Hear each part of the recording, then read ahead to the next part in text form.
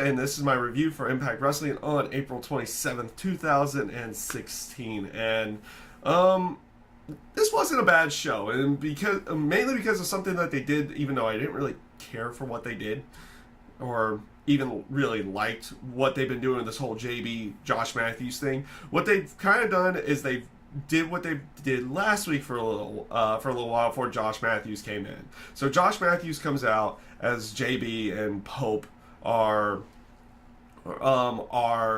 introducing the show, and he basically says, "Oh, the company's not going to stand for bullies, and because of your actions last week, you're going to be suspended." So JB is being suspended. So what did this do?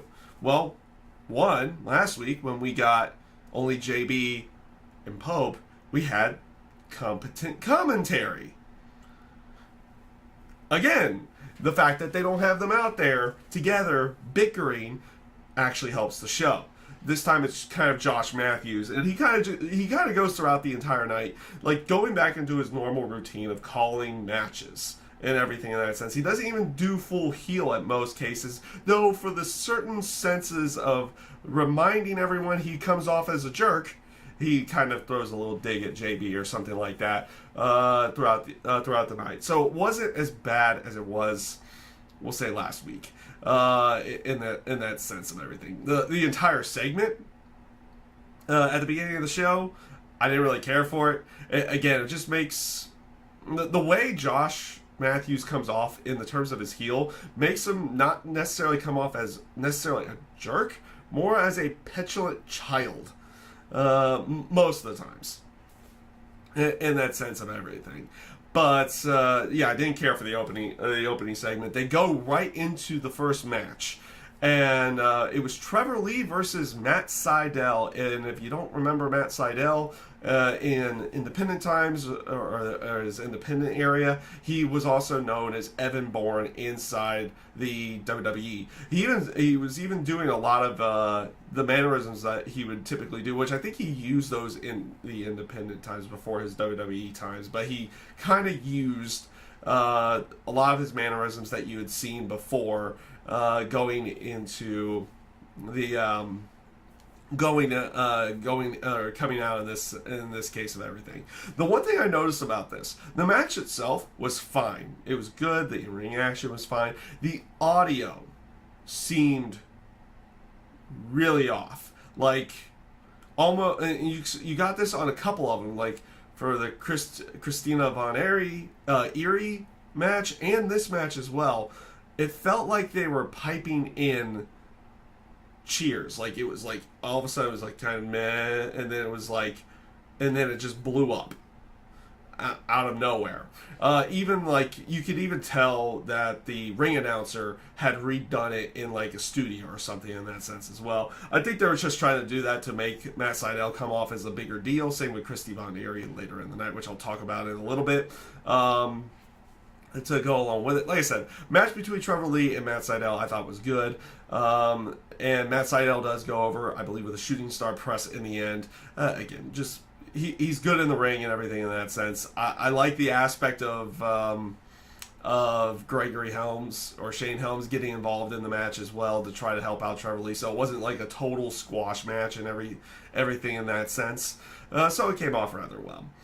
Up next, you had Karen Jarrett and Sienna. So Karen Jarrett, I think, was just backstage doing an interview, and then Sienna kind of interrupts it and was asking, okay, where's this so-called GFW Women's Champion and everything in that sense. Like Karen's like, well, she's here. You just wait and see, and you're going to need a lot of luck for this one. Not too much to it. Basically kind of building up for a little bit later in the night when you do get the GFW Women's Champion. Which also, it begs the question, I realize this. Basically, Impact Wrestling is becoming GFW in most cases. Like, they're bringing in their champions, they're bringing in all this, and they're even defending the titles on the show now. So that makes it really come off as a little weird, because they made a mention last week that both companies have merged together. So necessarily wouldn't that vacate all the GFW titles if Impact Wrestling is the only is the only entity alive at that point.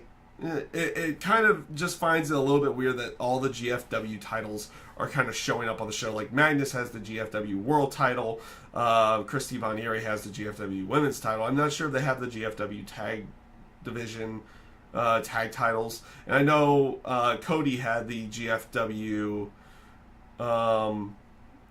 Next Gen title as well. But Cody hasn't been showing up on Impact recently either, so who knows where they're going to be going on that side of everything to go along with it. But it's just kind of weird that they have the GFW titles even though it doesn't exist anymore. And it's not like they're doing Global Force Wrestling Invasion like they had done before. And it's not like the whole invasion angle that they did in WWE a while back where they made them feel like two separate entities, even though it didn't really come off all that good to begin with. So it's weird to see the titles there. I haven't really mentioned it yet, just kind of mentioning it now. It's one of those things that I've kind of noticed that a lot of these guys are coming from Global Force Wrestling into there, and you're getting another influx of new talent in the company, and they're showing off a lot of video packages and everything in that sense throughout the entire night. As a matter of fact, they were even showing video packages for like Davey Richards and Moose before their match with the Grand Championship and everything to go along with it.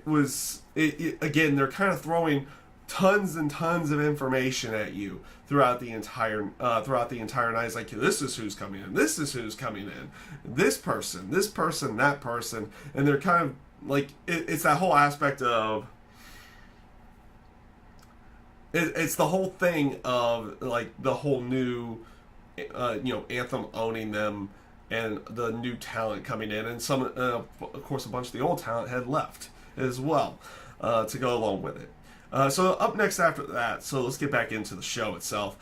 You had EC3 come out, basically cutting a promo and kind of more or less explaining himself for what he had done the week before, taking out James Storm, turning heel in that sense of things. He basically was saying he wasn't going to be pushed aside by all the newcomers coming in and by the, and calling, James Storm an outdated, overrated, piece of crap and everything to go along with it. The EC3 mannerisms, I kind of like what they're going with here.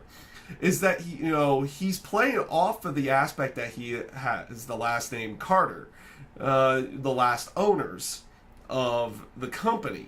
So the way he's playing it off is that they're no longer here, but he's not going to be pushed aside just because his family's not in charge anymore and everything in that sense. It comes off really good, and like he comes off in a heelish way as well, even though he is trying to keep his position within the company. This does eventually bring out James Storm and everything, and he cuts his promo on EC3 and challenges EC3 to a fight, which EC3 kind of is like, okay, we'll do this on my own time thing. Then you do the typical thing of James Storm questioning his manhood. They end up brawling.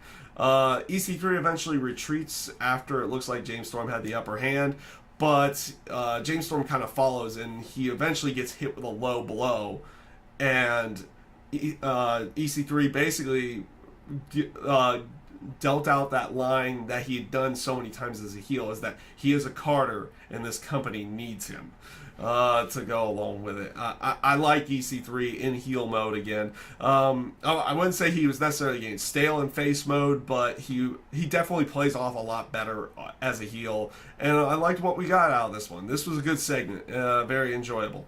Up next you had a weird segment where you had KM. I don't even know what that really means. He just goes by the initials KM.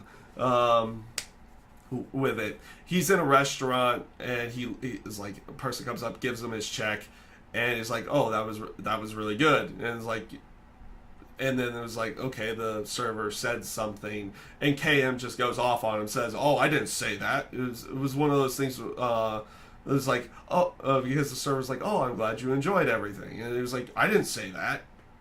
It was like a misunderstanding, and KM just goes off on him. It literally did nothing.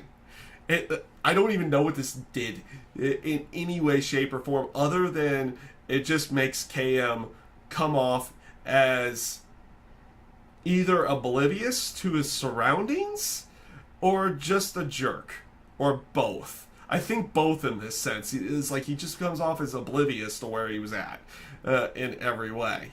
And he also comes off as a complete jerk the way he treats the server afterwards. So it did nothing for me. It really did nothing.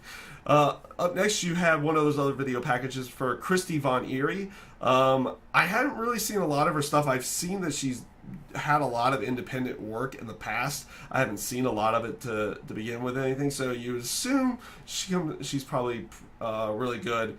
Everything in that sense. We'll see how everything comes off. She's kind of she has that punk style for which you're kind of seeing a little bit more. Like you have Reno Scum, they have that punk style, though I don't really care for them all that much, with the exception of the in-ring. The promo from Christie von Erie I thought was good. I thought her promo actually came off rather well. She was just really kind of telling herself about like what she is and everything in that sense. It came off rather well in that sense of it. And then she had a match with Eva Story. It's a really weird name. It's a really weird name. This match was rather short. Nothing too spectacular about the match. Kind of just showing off what Christie von Erie can do. The finisher was it was like absolutely amazing. I love this finisher that she has. She gets up on the second rope, has Eva's Story and like an execution type type bit where she pushes out and goes down for an execution but goes into a backstabber. It looked amazing. I liked it. It was a very good finisher.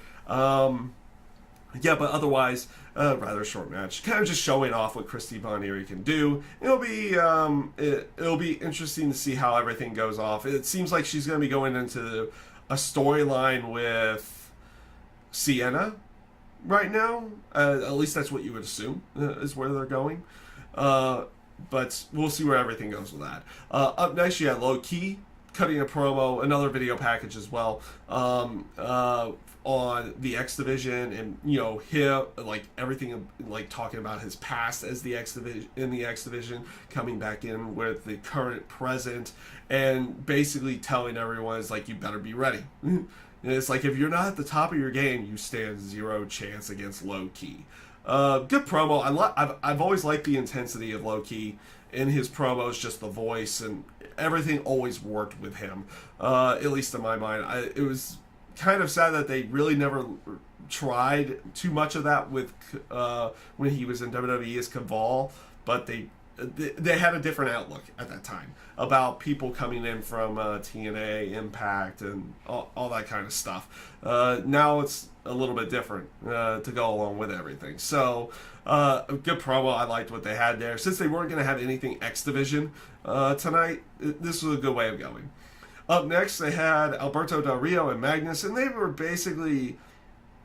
It looked like Alberto Del Rio was going to get interviewed. Magnus comes in, and it all starts stemming into this whole aspect. It's like, who's going to fight Lashley next, and everything to go with it. And it eventually does get interrupted by Karen Jarrett. It's like, hey... it's like basically telling Magnus, no, that is not your golden ticket to a world title match here, having the GFW title. No, in 2 weeks, you two are going to fight, and then we're going to determine it that way to go along with it. So we have something in a couple weeks. You have Alberto El Patron and Magnus. If I called him Del Rio earlier, that was my own mistake. But you have El Patron and Magnus going up against each other in 2 weeks, which seems to be a shot at either to determine the Global Force Wrestling Champion, which, again, those belts kind of have no meaning now. I don't even know why they would really be going with those, or it's going to be for a shot at Lashley for Slammiversary or somewhere down the road. So we'll see how everything goes. Up next, you had Davey Richards versus Moose in the Grand Championship. You had Moose being followed and flanked by two. Either current... No, I know one's not a current NFL player because it was D'Angelo Williams. And the other one, I'm not sure if he's a current NFL player, but two NFL players. This match was it was not a bad match between the two of them. It does kind of end the way that you think, though. I'm not sure it can like. I still feel like Eddie Edwards should be selling that last man standing match a little bit more right now. But he comes out, runs down, attacks Davey Richards, and Davey Richards wins the match by DQ in the third round. Eventually, you get all of them separated, and then Davey Richards backs into both D'Angelo Williams, and I forget the other guy's name out of the top of my head at this point. He tries to attack them, and of course that doesn't work because, well, they're the gas. That never works to go along with it, and he does end up eventually getting body slammed for his trouble out of it, and Moose and all of them celebrate at the end to go along with it. Not too bad. Again, I still wish they would do more with the Grand Championship and making it like a real division or something in that sense, but they don't do that right now. So we'll see how everything ends up going off there. Up next to talk about, you saw a couple of segments throughout the night. One, like where like they've been doing this recently. I haven't really been talking much about it, but Swoggle or Hornswoggle, if you remember him from WWE, has been showing up like in the crowd. Now he was doing a bit this week where he's messing with Rockstar Spud throughout the entire time. The first time he messes with his hair and everything, and then eventually he comes back again later, takes like the papers from the notes from Rockstar Spud, gets in the ring, starts ripping them up. He goes to leave and accidentally gets pantsed. What was it? Rockstar Spud, goes to grab for him, accidentally, pulls off his pants in that sense. So Swoggle's embarrassed and everything to go along with it. Later, like right before the main event, Swoggle comes back out and starts attacking Rockstar Spud with a hammer, basically taking out Rockstar Spud to have another announcer for the main event a little bit later to go along with it. I didn't really care for these segments. They were kind of just there to kill time. And they weren't really all that funny. At least to me, they weren't all that funny. I don't know. I guess sometimes comedy like that does work for me, but sometimes it doesn't. In this case, it didn't work. It didn't work for me in any way, so I don't know. Up next, you had Congo Kong going up against Matt Sigmund. This is another squash match. And Congo Kong, again, looks very impressive. Like, the way he moves and everything in that sense. For his size and the way his body type is and everything, he moves really well in the ring. And he just looks really impressive inside of there. Of course, Congo Kong goes over in what would be another squash match, kind of just showing what Congo Kong can do. It'll be interesting to see what they do with him down the road and how much, how long, it'll, like, what will they end up doing with this whole thing with Congo Kong, and you have Laurel Van Ness, and you have Sienna, and you have KM.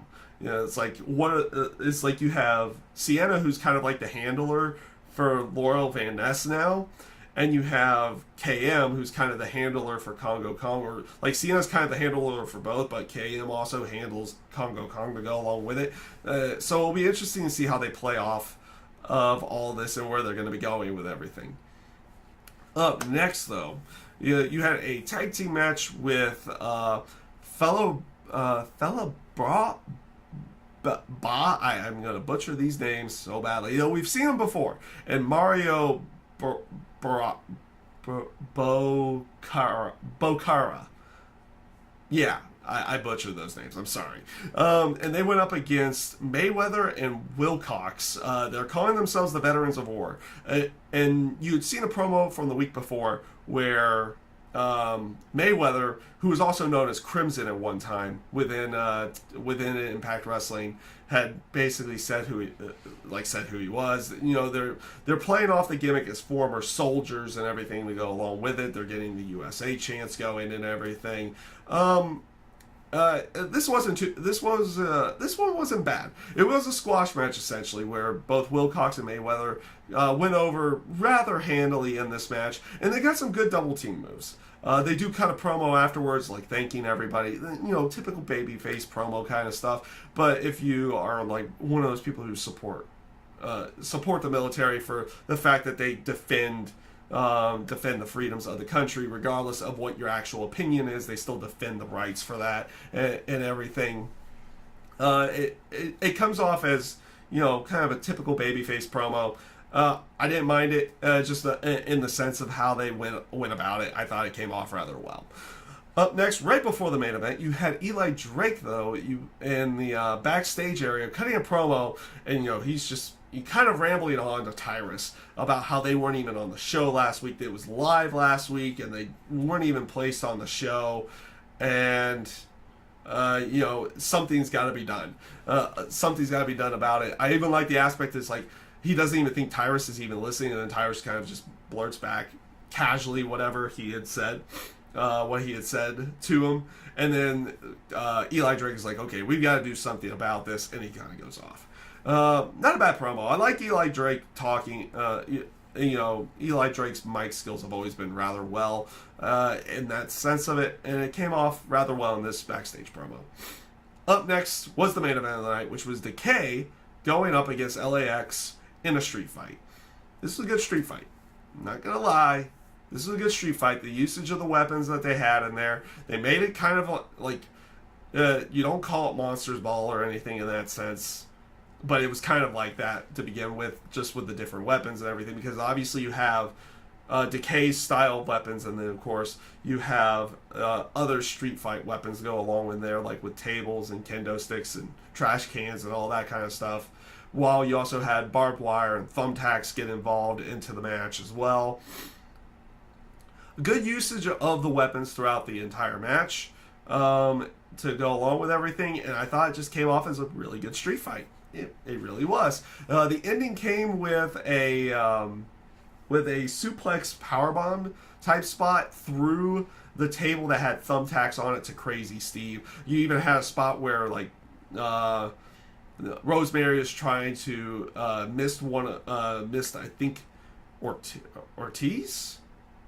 It was either Santana or Ortiz. He had that she was trying to miss, but hits Abyss. You had some good stuff in there, and I think I'm not 100% certain, but I know one of these matches, if not this match here, is supposed to be Crazy Steve's last match. So Decay's kind of gonna be just Rosemary and Abyss, I guess, for the time being, unless they get somebody else in there. We'll see what ends up happening there. But otherwise, good main event, good street fight.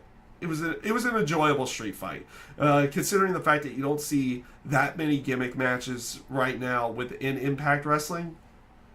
It was kind of nice to see one come up here. It's not like they did one every week like they had done for a period of time where it seemed like there was some kind of gimmick match every week.